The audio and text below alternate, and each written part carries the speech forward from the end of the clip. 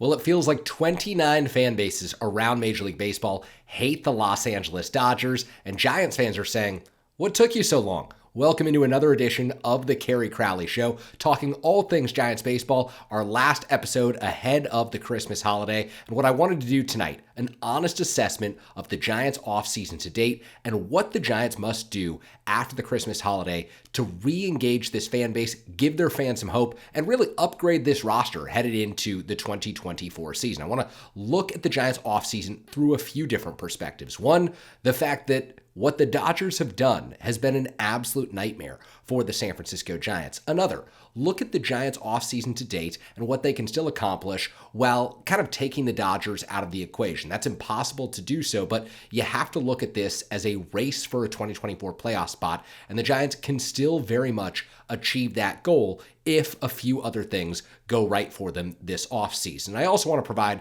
some historical context around the Giants, their free agent pursuits, basically in the last 3 decades since they brought Barry Bonds to San Francisco, and look at what has gone right, what has gone wrong, and what must change moving forward for the San Francisco Giants. I want to thank everyone who's listened to the Kerry Crowley Show and has hit that subscribe button. We're gaining momentum. It's meant a lot to me. And hey, you may not agree with every opinion I have, but if you disagree, I hope you drop those thoughts in the comments section. I've really enjoyed reading your thoughts on the state of the San Francisco Giants and where this team must go from here, because I think we can all agree, no matter how we look at the outlook right now, things have got to change, and things have got to change fast for the Giants to put themselves in a position to contend for a 2024 playoff spot. So let's talk about the offseason to date through the lens of what the Dodgers have accomplished and what the Giants have not. Let's start with the fact that if we went into this offseason knowing that there were 3 free agents coming over from Japan or Korea who were going to be really highly sought after in, Shota Imanaga, the pitcher who has not signed, Jung-Hoo Lee, the outfielder who the Giants did sign, and then Yoshinobu Yamamoto, the ace, the top of the market player, I think that we all probably would have said it would be a success for the Giants to land one of those players, because you look at their history in the international marketplace, and especially their recent history, looking at free agents coming over from Japan, free agents coming over from the KBO, and this is a Giants organization that just doesn't seem to have prioritized those players. It doesn't seem to have made inroads, and I think there's a ton of talent coming over to play in the United States right now. Seems like on an annual basis, there's a new, really exciting player who's going to impact Major League Baseball. We've seen it in the last several seasons, and of course Shohei Ohtani being the best example when he first came to the United States with the Angels, and then now signing with the Dodgers. That's contributed to the Giants' misery this offseason. But if you went into this offseason thinking the Giants would get either Yamamoto, Imanaga, or Jung-Hoo Lee, we probably would have said that's a great step forward for the San Francisco Giants. And they did. They committed the $113+ million and posting fee all in $130+ million to sign Jung-Hoo Lee, make him their everyday center fielder, make him their leadoff hitter, and really expect him to be a catalyst for the organization moving forward. This is someone who has charisma. This is someone who plays with a lot of energy and excitement. This is someone who fills some clear voids for the Giants. They need an everyday leadoff hitter. They need an everyday center fielder, and Jung-Hoo Lee provides the Giants with both of those in one player. Now, with that being said, obviously other things have transpired this offseason that have turned it into a nightmare for everyone inside the walls at 24 Willie Mays Plaza and everyone who follows Giants baseball. If you had said that Shohei Ohtani and Yoshinobu Yamamoto were going to the same team this offseason, that would have been dreadful news for most fan bases around Major League Baseball who had their hopes up of signing one of those players or watching one of those players play for their team next season. Now, the fact that Ohtani has signed a $700 million contract with the Dodgers and Yamamoto has signed the 12-year, $325 million contract with the Dodgers is awful for 29 fan bases around Major League Baseball, but it's particularly awful for the San Francisco Giants because this is a rivalry that dates back into the late 1800s with, of course, the New York Giants, the Brooklyn Bridegrooms. We all know the history. People who've been following these franchises forever, they've mirrored each other, coming over to Los Angeles and San Francisco in 1958. I can't tell you about how many Giants fans I've spoken to who followed the team since the early days at Seal Stadium and Candlestick Park, or even dating back to the Polo Grounds and Willie Mays making that catch in the 1954 World Series to rob Vic Wertz. There are longtime fans who have so much invested in the franchise, so much invested in the rivalry, and they still can't believe that players would want to see the Los Angeles Dodgers as the more attractive team to sign with. But if you look at recent history, if you consider reality, there's no doubt that the Dodgers have positioned themselves to sign these superstar free agents because of the overall health of the organization, because they consistently win 100 plus games and they're consistently in the mix. And Giants fans have bragging rights because they can point to 3 legitimate World Series titles at the end of a 162 game season in 2010, 2012, and 2014. And yes, the Dodgers can point to their 2020 title, but I think we can all agree that was just different, whether you see it as a great achievement, and I'm of the belief that, it means something, or you want to nullify it altogether. The reality is the Dodgers have not won a 162 game season World Series title since the late 1980s, and there is no doubt that they are making the strongest push of any Major League franchise right now. That push is continuing with the addition of Ohtani, with the addition of Yamamoto, with the trade for Tyler Glasnow. And that is horrible news for the San Francisco Giants, who use the Dodgers as a measuring stick. Whether ownership or the front office wants to admit that publicly, whether people inside the Giants organization are willing to say, yes, we know our fans judge us compared to how we do against the Dodgers and not how we do compared to 28 other teams around Major League Baseball, that is the reality. Giants fans care more about the rivalry with the Dodgers than they do about any other team. And you can say, look, if you're the Giants, you have to put all your eggs in making the postseason in 2024 in that basket, in pushing hard to upgrade your roster. But you can also say that and know that probably what transpires for the rest of this offseason is still not going to measure up to what the Dodgers have done, and there's still going to be frustration. And yes, the Giants could sign Blake Snell. They could sign Shota Imanaga. They could trade for Corbin Burns. They could do all the right things. But at the end of the day, they didn't sign the top free agent on the market in Shohei Ohtani, and they didn't sign the number 2 free agent on the market in Yoshinobu Yamamoto. And also, the Dodgers have already pulled off the best trade of the offseason by trading for Tyler Glasnow and extending him 5 years, $135 million. That's horrific for the San Francisco Giants. There's no other way to look at it and just say, in the context of the rivalry, that the Giants can measure up right now, because the gap, and this is something that I've talked about consistently on the Kerry Crowley show, the gap between the two franchises that has already been wide for the last 2 seasons has gotten significantly wider. Even though the Giants brought in a big-time free agent, I do believe that Jung-Hoo Lee is a really valuable addition for this team, even though they got someone who fans can watch every single day and rally around with his style of play. I think, the contact skills are going to translate to Major League Baseball. I think that, the exciting style of play is going to work at Oracle Park, and they're going to sell a lot of Lee jerseys. But at the end of the day, he's not Shohei Ohtani, and he's not Yoshinobu Yamamoto, who I think has Tim Lincecum, Pedro Martinez-esque qualities when you watch his best pitches. And yes, there's videos circulating of Jung-Hoo Lee, mashing the ball against Yoshinobu Yamamoto. That to me is great, but also the Giants have a lot of work to do, and it's not going to be done overnight. It's not going to be done in the next few months. They're going to enter the 2024 season, regardless of who they sign. If they get the next top 5 free agents, make 2 blockbuster trades, they're still going to enter the 2024 season at a talent deficiency. This is now a multi-year catch-up job for the San Francisco Giants, and that was the goal to be avoided at the outset of this offseason. That's why it's been a disaster. That's why it's been a nightmare. And when you look at this offseason through the lens of comparing the Giants to the Dodgers, yes, they got Jung-Hoo Lee, but it's simply not enough. The Dodgers have done things that no one thought possible. $700 million, $325 million, the $135 million extension. It stinks for Giants fans. It should stink for people inside the organization, but it should also serve as tremendous motivation for Greg Johnson, the Giants chairman, for Farhan Zaidi, the Giants president of baseball operations, who now needs to work with a sense of urgency that the Giants front office has not displayed in the last 5 years, and quite frankly, probably hasn't been displayed in the 50-plus years before Farhan Zaidi, maybe excluding the addition of Barry Bonds in 1993, when, of course, there was the ownership change. We all know that landing Bonds was a critical priority for the franchise. But with that being said, looking at the offseason through the lens of the Giants-Dodgers rivalry, isn't the only way to look at it for the San Francisco Giants right now, and nor should it be. You can accept as a Giants fan that this has been horrible, that, the Dodgers are the evil empire and the rich are getting richer, and that can all be said, and that can all be bad, and they could be headed for, 120 win season next year.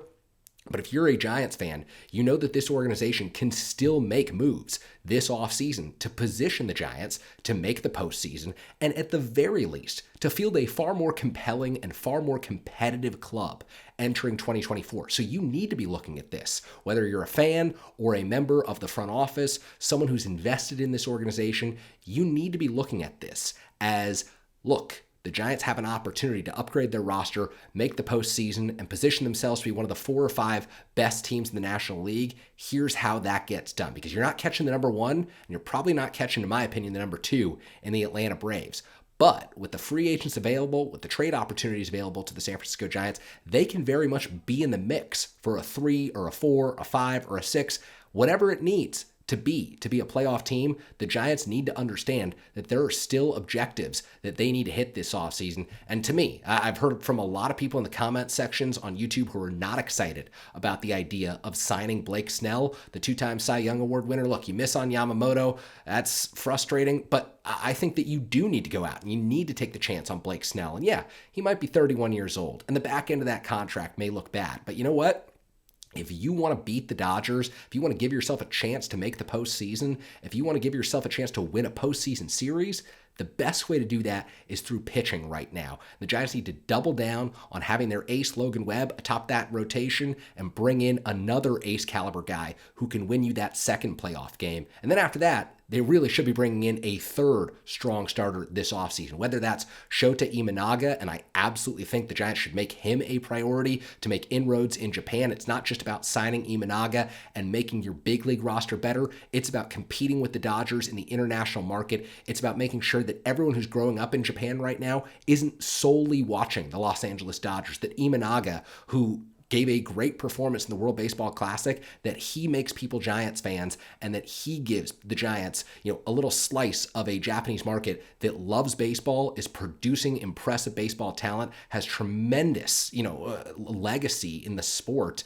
and the Giants should want players growing up in Japan, knowing about their franchise, looking up to Shota Imanaga and saying, I can be the next Imanaga, and I think that it's critical that they go after a pitcher like him who's had success. And yes, he's 30 years old. He's not 25. He's not Yamamoto. But it also means he's not going to cost you $300 million. The Giants should be willing to go outside their comfort zone, up above $100 million, $125 million, and sign him and make him an important part of their rotation. I believed that the Giants should offer $350 million to Yoshinobu Yamamoto. I have no idea what their final offer was, if it even got to that stage, but this is clearly an organization it's willing to spend money right now. They were willing to spend $350 million on Carlos Correa at one point last offseason. They've already signed Jung-Hoo Lee. They've committed $130 million.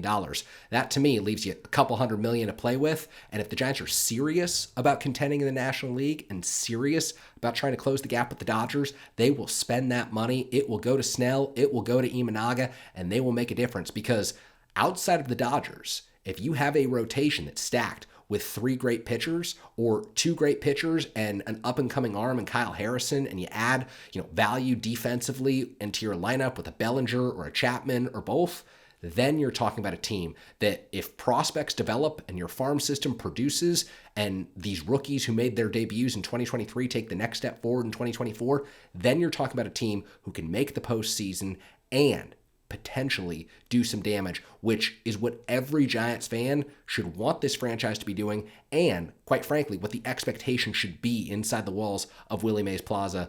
You can't just block out what the Dodgers are doing, but you also need to be realistic and say, hey, look, if the Dodgers suffer 2 injuries in their rotation, it all of a sudden becomes a wide open race in the National League. You never know when those kind of things are going to strike. You have to do everything you can in your power as an organization to give yourself a chance. We haven't seen that type of urgency from the Giants in recent seasons, and excluding what the Dodgers have done this offseason, we still need to see that urgency as the Giants attack the rest of the free agent and trade markets. And so aside from looking at it through the lens of Giants-Dodgers, aside from looking at this offseason through the lens of the Giants and 28 other teams that they're trying to compete with right now, you also need to look at this offseason, and this isn't great for Giants fans, but through the context of the organization, really as a whole since 1958 and more acutely in the last, I would say, 2-3 decades since they signed Barry Bonds. The Giants just aren't a team that has historically brought in top talent through free agency. Yes, they signed Johnny Cueto in 2016. Yes, Barry Zito got $126 million from the San Francisco Giants. When the Giants had a terrible issue at the end of the 2016 season closing out ball games, they went out and they got the top closer on the market, or one of them at the time, in Mark Melancon, and he wasn't a top closer in San Francisco, but they did close a few deals. The problem, though, is that historically, the Giants, whether it's been Farhan Zaidi in charge or Brian Sabean in charge, Bobby Evans in charge, they just haven't closed a lot of deals where they're bringing the premium free agents to San Francisco, to Candlestick Park, to Oracle Park. That's not a city thing because this is spanning 3 decades. That's not a ballpark thing because it's spanning Candlestick Park and Oracle Park, which is a beautiful place to play where pitchers love to pitch. And some hitters have historically performed well at Oracle Park, even if it's been a pitcher's park since its inception, really since the second day of Oracle Park history. We all remember Kevin Elster. But nevertheless, the bottom line is this is a Giants franchise that really has historically struggled to land the top free agents available to it. And this offseason, they already brought in Jung-Hoo Lee, which is a huge step forward because not only are you signing one of the best position players available, in my opinion, you're also breaking into the KBO and signing someone who really was viewed as a superstar in that league and someone where you can have kids in South Korea growing up who are going to eventually play in the KBO. They'll look up to Jung-Hoo Lee and they'll say, I want to wear a Giants hat. I want to watch this team. I want to play for that team one day. And that's something that I think the Giants have not done a good enough job of over the last 2-3 decades, is really breaking into international markets and finding players who have that attachment to their country, who have, the emotional attachment to people watching back home and really bringing them in. And I think that that is a great opportunity with Jung-Hoo Lee and will be a tremendous opportunity now with Shota Imanaga, because that all eyes in Japan are going to be on Shohei Ohtani and Yoshinobu Yamamoto. But how about the day if the Giants sign Imanaga and they've got him Sunday Night Baseball, everyone's watching on a national stage? How about an international stage where you've got Imanaga facing off against a loaded Dodgers lineup and he performs well? That's what you want to see if you're the San Francisco Giants. So I would really make him a priority for the remainder of free agency. But again, this isn't just a Farhan issue. And I know that a lot of people want to pin it on the current front office. I'm not saying that, Farhan hasn't had his struggles in free agency. He certainly has. He missed an opportunity, a significant one, after the 2021 season when Buster Posey retired, to make free agent additions, to strike in the offseason with players who wanted to come to San Francisco or who may have been more willing to come after a 107-win season. That will hurt him. That will haunt him. That will haunt the Giants organization. But there is still opportunities, and this is not just, a Farhan thing. This dates back to Bobby Evans. This dates back to Brian Sabean, and this is something the Giants just haven't done well since bringing in Barry Bonds in that 1993 offseason. Of course, Bonds was coming home, so that's still a different story. He was playing for the franchise his dad played for, the franchise that his godfather Willie Mays played for. There was something a little different. I think more than a little different, a lot different about that free agency and about that point in Giants history. So a few other lenses that I wanted to look through this offseason with as the Giants head into the Christmas holiday. We need to view this through what a successful offseason now could look like for the San Francisco Giants, because we know to date, the news has been miserable for Giants fans. There's no discounting the fact that the Dodgers landed Ohtani, then they traded for Tyler Glasnow, then they got Yoshinobu Yamamoto. That's all horrible. We've touched on that plenty of times, but the Giants can only do They have to put yesterday and the past few weeks in the rearview mirror. They can only do what they must do moving forward, and that is improve and upgrade their roster at just about every spot that's available. And to me, said it before, I'll say it again, it's pitching, pitching, pitching. It's signing Blake Snell. It's pursuing Shota Imanaga and signing him. I would imagine that the Yankees will be a factor in his recruitment right now after they missed out on Yamamoto and they were comfortable going to $300+ million for him. And I think that it's also potentially looking into trades for this organization because, look, if you're going to struggle to sign players, and we know that the Giants have historically, I just touched on that, then you need to bring people to San Francisco through trades. Then you need to use your farm system and, really do a great job self-scouting, understanding the prospects who you can give up, who might have a little more variability in their future performance and the value that they might bring you as a franchise. And now you must figure out ways to bring in premium established talent who upgrade the 2024 roster because that's what it's all about. You're probably not, in fact, unless there are significant injuries, you're definitely not catching the Los Angeles Dodgers, who might win 115, they might win 120. Forget what the Dodgers are going to win in the regular season because they've historically struggled in the playoffs, and that you're a team, you're a franchise that people have counted out in the playoffs. 2010, 2012, and 2014. Giants fans have the blueprint. They've seen it unfold before their eyes. They've been the team that's been picked against by the national media, by every analyst and scout, and they've done it anyway. And yes, all of the players, all of the personnel, all of the front office pieces have changed since then. Ownership has changed since then. Greg Johnson is now the face of ownership. But Giants fans who followed this franchise for a long time know what the blueprint in the postseason looks like, and they know that all that matters is getting in and having the pitching to give you a chance. Giants now have a manager in Bob Melvin who's more experienced. He hasn't had great postseason success with the A's and the Padres and other organizations, but you give Bob Melvin the pitching to get through a postseason, you see what happens. That's how the Giants must think about this offseason moving forward. There's no getting around the fact that what has transpired so far has not just frustrated Giants fans, it's frustrated fans of 29 other teams in Major League Baseball. Even a Yankees franchise that traded for Juan Soto is frustrated with missing out on Yoshinobu Yamamoto. I mean, you think about the Red Sox offseason today. They talked about going full throttle. They're upset. You talk about the Mets. The only free agent they wanted was Yoshinobu Yamamoto. They didn't get him. And now the Giants, who have signed Jung-Hoo Lee, who have already made one major move, could potentially make more. And yet we understand that there will still be a chip on the Giants' shoulder. There will still be fans who aren't buying in because what the Giants have done isn't what the Dodgers have done this offseason. That's okay.